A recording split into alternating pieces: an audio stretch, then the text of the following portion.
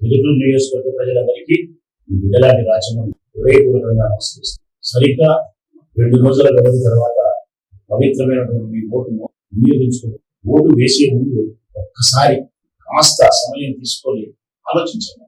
ఎవరికి ఓటు వేస్తే నా కుటుంబానికి మేలు జరుగుతుంది, ఏ ప్రభుత్వానికి ఓటేస్తే నా కుటుంబానికి మేలు జరుగుతుంది, ఏ ఎమ్మెల్యే అభ్యర్థికి ఓటేస్తే నా ఊరు బాగుంటుంది, ఏ నాయకుడిని నేను ఎన్నుకుంటే కష్టకాలంలో నాకు తోడుగా ఉంటారు.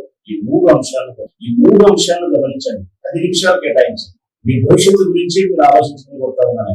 ఈ పొద్దుటూరు నియోజకవర్గ అభివృద్ధి గురించి ఆలోచించుకుని కోరుతా ఉన్నాను. చంద్రబాబు నాయుడు గారికి, జగన్మోహన్ రెడ్డి గారికి ఉండబడిన వ్యత్యాసాన్ని పరిశీలించాలని కోరుతా ఉన్నాను. ఈ ఇరువుల్లో ఎవరు పరిపాలన చేస్తే, ఈ రాష్ట్రాన్ని పరిపాలిస్తే మన కుటుంబాలు బాగుంటాయి, మన పిల్లల భవిష్యత్తు బాగుంటుంది, మన రాష్ట్రం బాగుంటుంది అనే వ్యత్యాసాన్ని 14 నుంచి 19 వరకు చంద్రబాబు నాయుడు గారిని, 19 నుంచి 24 వరకు ప్రియతమ ముఖ్యమంత్రి జగన్మోహన్ రెడ్డి గారి నాయకుడు అంటే నిబద్ధత కలిగి, ప్రజల పట్ల నిబద్ధత కలిగి, ప్రజల సంతోషం కొరకు, వారి అభివృద్ధి కొరకు పనిచేసేవాడే ఉన్నారు. రెండవది, అబద్ధాలు చెప్పకుండా ఉండేవాడు ఉండాలి. ప్రధానమైనది. మూడవది, ఆలోచన విధానం. ఇది చాలా ఇంపార్టెంట్. ఆలోచన విధానం, ఒక చక్కటి ఆలోచనతో, ఒక మంచి బద్ధంగా ముందుకు ప్రయాణం చేయగలిగే విధానం. ఈ 3 లక్షణాలు చంద్రబాబు నాయుడు ఉన్నాయా, జగన్మోహన్ రెడ్డి గారిలో ఉన్నాయా? ఈ 5 ఏళ్లలో ఏం జరిగింది ఒక్కసారి ఆలోచించండి.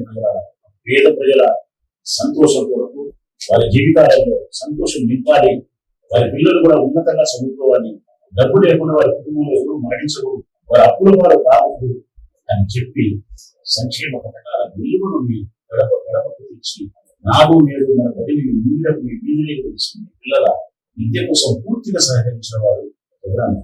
25 లక్షల ఆరోగ్యశ్రీ కార్డు ఇచ్చి మన కుటుంబంలో డబ్బు లేకుండా ఎవరు మరణించకుండా చూసింది జగన్మోహన్ రెడ్డి గారు. పొదుపు సంఘాల మహిళల యొక్క రుణాలను పూర్తిగా చెల్లించి 26,000 కోట్ల రూపాయలు స్త్రీలకు ఆర్థిక స్వేచ్ఛను, భద్రతను కల్పించి ఇట్లా ఎన్నో ఉన్నాయి చెప్తాము. అదే చంద్రబాబు నాయుడు గారు కూడా గమనించారు. 14-19 పొదుపు సంఘాల మహిళల రుణాలని ఎడగొట్టినాడు, మోసం చేసినాడు. నిరుద్యోగ విద్యని మోసం చేసి, ఇంటికి ఒక ఉద్యోగం అని చెప్పి మోసం చేసి, పక్కా గృహాలు కట్టిస్తానని చెప్పి మోసం చేసి, పొదుపుల్లో 24,000 మంది బిడ్డ పట్టాలు చేసి, వారి పేరుతో రిజిస్టర్ చేయించి వారికి ఒక చిరునామాను, ఒక ఆస్తిని ముఖ్యంగా మీరు తెలుసుకోవాల్సిన అవసరం. మీ ఇంటికి మేలు జరిగిందంటే జగన్మోహన్, మరి ఊరికి మేలు జరిగిందంటే రాచమల్లు, ఆ రాచమల్లు చేయగలిగినారు అంటే జగనన్న ముఖ్యమంత్రిగా ఉండడం చేత. ఎందుకు జగన్మోహన్ రెడ్డి గారు ముఖ్యమంత్రి? ఈ జిల్లా వారు కాదు, ప్రధానంగా మీరు తెలుసుకోవాలి కదా. ఏది ఏమైనా ఎంతైనా జగన్మోహన్ రెడ్డి గారికి కడప జిల్లా అంటే ఎక్కువ ప్రేమ. ఆ కడప జిల్లాలో కూడా కడప ప్రాధాన్యత స్థానంలో ఉండే నియోజకవర్గం పొద్దుటూరు, మరింత ప్రేమ. ఆ పొద్దుటూరులో కూడా ఆయన కోసం ప్రాణమైన ఇచ్చే విశ్వాసపాత్రుడు రాచమల్లి, మరింత ప్రేమ. అందుకే ఈ ఊరి అభివృద్ధి కోసం జగన్మోహన్ రెడ్డి గారు మీ పట్ల అమితమైనటువంటి గౌరవంతో, మా పట్ల ప్రేమతో పూర్తిగా సహకరించారు. మళ్ళీ జగనన్న ప్రభుత్వం వస్తే మళ్ళీ మీ బిడ్డ రాచమల్లి ఎమ్మెల్యే కాదని అన్న చెప్పినప్పుడు ఇప్పుడు జరుగుతూ ఉన్న అభివృద్ధి కార్యక్రమాలను నిర్విరాగంగా, నిరాటకంగా పూర్తి చేసుకుంటాం.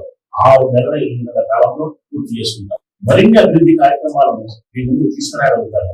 మాట ఇస్తా ఉన్నాయి. ఈ రోజున మళ్ళీ జగనన్న ప్రభుత్వం వచ్చి మీ దయవల్ల నేను ఎమ్మెల్యే కాదని తప్పనిసరిగా ఈ నియోజకవర్గానికి ఒక మెడికల్ కాలేజీని తీసుకురాగలుగుతాం. ఒక మెడికల్ కాలేజ్. రెండవది, మూసివేయబడిన పాలకేంద్రాన్ని వెలిపించే ప్రయత్నం మనస్ఫూర్తిగా చేస్తారు. యువత పట్ల ప్రత్యేకమైన ప్రేమ కనపరిచిన వాడు రాజకీయ ఎప్పుడు కూడా ఈ నియోజకవర్గంలోని యువత కోసం 25 నుంచి 40 ఎకరాల స్థలంలో విస్తీర్ణంలో అద్భుతమైనటువంటి స్టేడియాన్ని నిర్మించగలిగారు. పొరపాటు ఓన్లైన్ చేసి కనీవినీది ఎరుగని రీతిలో 100 కోట్ల రూపాయలతో అభివృద్ధి చేస్తారు. ఒక్క రోజుని ఓన్లైన్ చేస్తూ సెంట్రల్ లైటింగ్ తీసుకొస్తూ ఏర్పాటు చేసి గ్రీనరీ ఏ గొప్ప భాగ్యనగరంలో ఉండే రోడ్లాగా ఆ రోడ్డు తయారు చేస్తారు. ఎందుకంటే అది ముఖ్యమంత్రి గారు తెలియని హామీ కూడా తీసుకు ఎన్నికలు అయిపోయిన తర్వాత, ప్రభుత్వం వచ్చిన తర్వాత మొట్టమొదటి ఈ కార్యక్రమాన్ని నిర్వహిస్తామన్నా అని చెప్పి ముఖ్యమంత్రి గారు దాన్ని పాటించారు. ఇది కాకుండా రిటైర్డ్ అయిన ఉద్యోగస్తుల కోసం, వారి విశ్రాంతిగా ఉండే దాని కోసం ఒక మంచి భవనాన్ని నిర్మించి వారికి కావాల్సిన సాంస్కృతిక కానీ కొన్ని కార్యక్రమాలు అక్కడ చేసుకునే దానికి ఏర్పాటు చేస్తారు. కళలకు కానా చేయడం ప్రజల కోసం ఇక్కడ ఎంతో మంది కళాకారులు ఉన్నారు.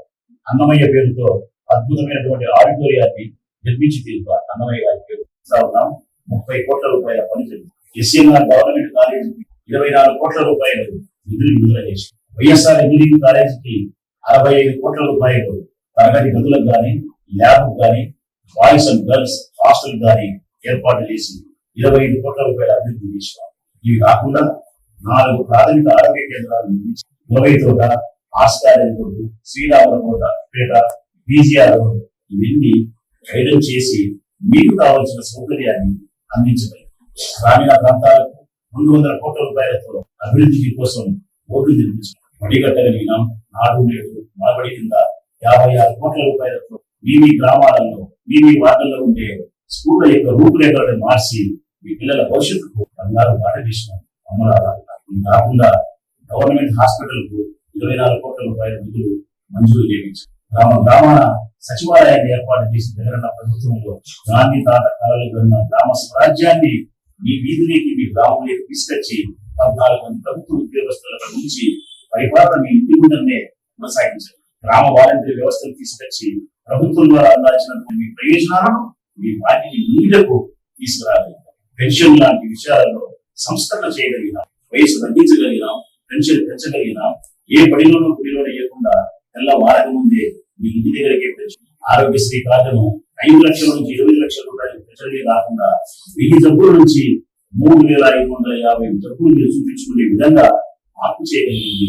252 కార్పొరేట్ హాస్పిటల్లో 4 రాష్ట్రాలలో మీ కుటుంబ సభ్యులకు ఏ ఇబ్బంది వచ్చినా కూడా సంవత్సరానికి 25 లక్షలు ఏటీఎం కార్డు ఆరోగ్యశ్రీ కార్డును జగనన్న ప్రభుత్వం మీకు అందించడం. ఈ నియోజకవర్గంలో 50,000 మంది కుటుంబ సంఘాలకు సంబంధించిన మహిళల యొక్క రుణాలను దాదాపుగా 200 కోట్ల రూపాయలు 4 విడతలుగా జగనన్న చెంది ఉద్యోగప్పో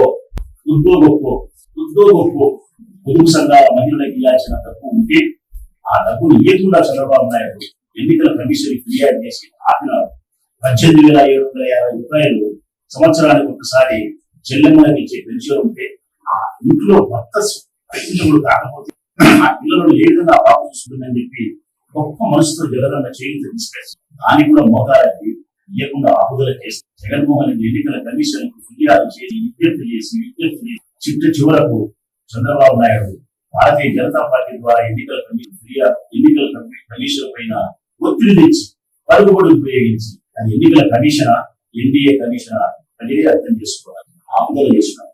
మీరు ఆపుదల చేసిన ఉత్తర్వులు మాకు ఇస్తే ఎప్పుడు పోతామని జగన్మోహన్ రెడ్డి గారు ఆ ఉత్తర్వులు తీసుకొని హైకోర్టులు వేసి దేవుడు దయ వలన మీ అందరి ప్రేమ చేత హైకోర్టు తీర్పులు ఇచ్చింది. నేను అడిగినాం ఏమని 10వ తారీఖు ఈ రోజు ప్రభుత్వం దగ్గర డబ్బు ఉంటే కదా ప్రజలకు ఇవ్వాల్సిన చేయూత గాని ఆసరా గాని డబ్బులు ఇవ్వచ్చని చెప్పి హైకోర్టు తీర్చిన నేపథ్యంలో ఎంతో సంతోషాన్ని వ్యక్తపరుస్తున్నారు రాష్ట్రం. కారణం రాష్ట్ర వ్యాప్తంగా 14,000 కోట్ల రూపాయలు పేదవాళ్ళ చేతులు 14,000 కోట్ల రూపాయలు 14,000 కోట్ల రూపాయలు పేదవాళ్ళ అకౌంట్ వెళ్ళిపోతా ఉంటే జగనన్నకు సంబంధించిన మేము పండగ చేసుకుంటా ఉంటే చంద్రబాబు నాయుడు బాధపడతా ఉంటారు. దీన్ని బట్టి మీరు అర్థం చేసుకోవాలి.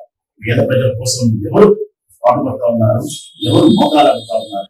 ఇటువంటి అభివృద్ధి కార్యక్రమాలన్నీ ఉదుగు నియోజకవర్గానికి సాధించి పెట్టింది వైఎస్ఆర్ కాంగ్రెస్ పార్టీ జెండా.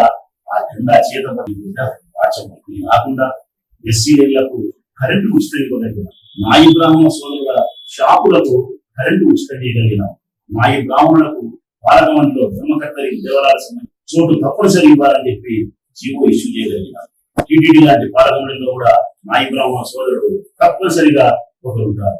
ఎస్సీ ఎస్టీ బీసీ మైనారిటీ వారికి రాజకీయ ప్రాధాన్యతనిచ్చి పదవులనిచ్చి పరిపాలన చేయాలి. ఈ నియోజకవర్గంలో చేరేత ఆడపిల్లలకు నా చెల్లెమ్మలకు ఇద్దరికి ఉన్నతమైన పదవులను గౌరవాన్ని ఇంకా విజయలక్ష్మి నా చెల్లెలకు అత్యున్నతమైనటువంటి పద్మశాలి కార్పొరేషన్ చాలా గౌరవాన్ని మున్సిపల్ చైర్మన్ గా పట్టణ ప్రథమ పౌరురాలుగా మరొక చెల్లెలు దీవులపల్లి లక్ష్మీదేవి గారికి ఉన్నతమైన పదవిలో కూర్చోబెట్టగలిగినాం.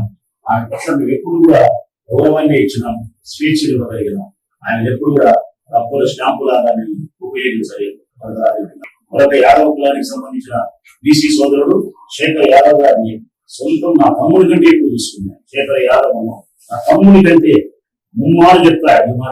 శేఖర్ యాదవ్ నా తమ్ముడి కంటే ఎక్కువ చూసుకొని 75,000 ఓట్లు పొద్దుటూరు మండలానికి, కడప జిల్లాలోని పెద్ద మండలం పొద్దుటూరు మండలం, దీనికి శేఖర్ను నేను మండలాధ్యక్షులు చేయగలిగిన సామాన్యమైనటువంటి పేద కుటుంబం తమ్ముడు శేఖర్ స్వేచ్ఛగా పరిపాలన నా హయాంలో ఎంతమందిలో కార్యకర్తలను నాయకులుగా తయారు చేయగలిగిన, కౌన్సిలర్లుగా తయారు చేయగలిగిన నా తమ్ముడు ఖాజాను మున్సిపల్ వైస్ చైర్మన్ చేయడం, జెడ్పీటీసీ మెంబర్ గా గోకులకు సంబంధించి ఆ తమ్ముడు గోవర్ధన్ భార్య అంజనము, మరొక జెడ్పీటీసీ మెంబర్ గా రామాపురం గ్రామానికి సంబంధించి దళిత బిడ్డ మా యాకోబ్ కూతురును జ్యేష్ఠాది శారదమ్మను చేసి ముఖ్యమంత్రి గారికి విజ్ఞప్తి చేసి ఆ పాపను జిల్లా పరిషత్ వైస్ ప్రెసిడెంట్ గా చైర్మన్ గా చేయగలిగినాం. అంటే అన్ని కులాలకు సమానమైనటువంటి రాజ్యాధికారాన్ని ఈ నియోజకవర్గాన్ని అభివృద్ధి చేయగలిగినాం. సంక్షేమ పథకాలతో పేదవారి గడప గడపకు ఆర్థికంగా మేలు చేయగలిగినాం. మరిన్ని అభివృద్ధి కార్యక్రమాలు చేయడానికి అవకాశం ఇవ్వని మిమ్మల్ని అభ్యర్థిస్తా ఉన్నాం.